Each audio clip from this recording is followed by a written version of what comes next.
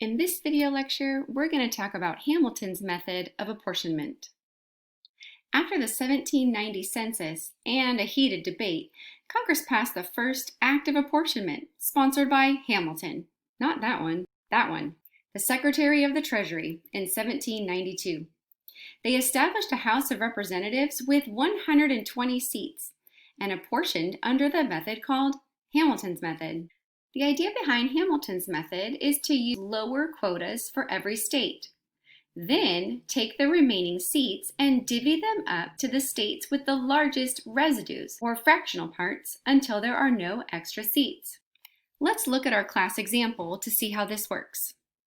Here we've abbreviated our states' names, A through F, and we've listed the populations in millions. So the 1.646, that represents 1,646,000 people. Let's quickly review how we find the standard quota. First, we need to find the standard divisor, which is equal to the total population divided by the number of seats. We have a total population of 12.5 million and 250 seats to apportion to these 6 states.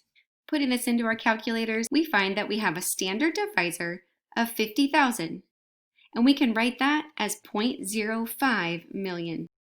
We find each state's standard quota by taking their population and dividing it by the standard divisor. This gives us the following standard quotas.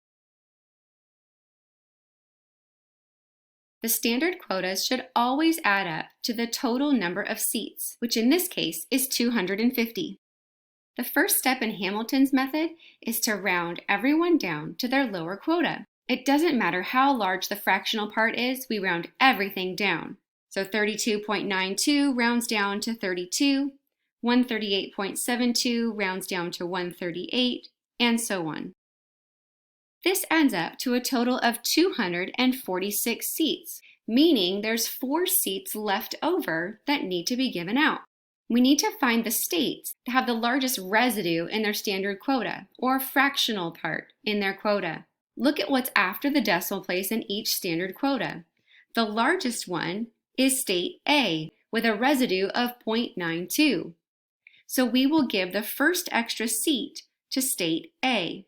The state with the next highest residue is state D with 0.82, so they get the next extra seat. That leaves 2 seats left.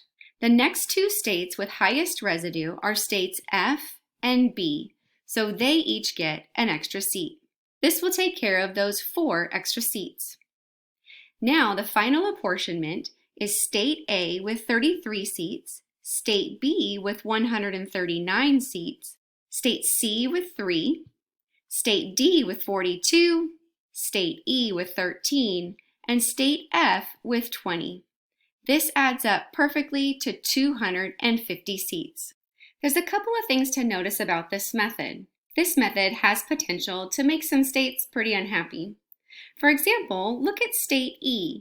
They had a large residue of 0.7 and just barely missed the cut by 0.02. And that's the difference between state B getting an extra seat and state E. While it may not seem like a big deal to have an extra seat, for state B, going from 138 seats to 139 isn't that big of a change. But for state E, going from 13 up to 14 would feel much bigger. This method tends to favor larger states over smaller states. It is definitely not population neutral, which is what we would want.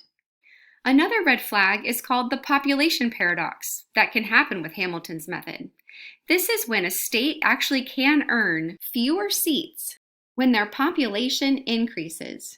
That might sound crazy, but as we do more examples, you'll start to see how this paradox can happen. And that is how Hamilton's method of apportionment works.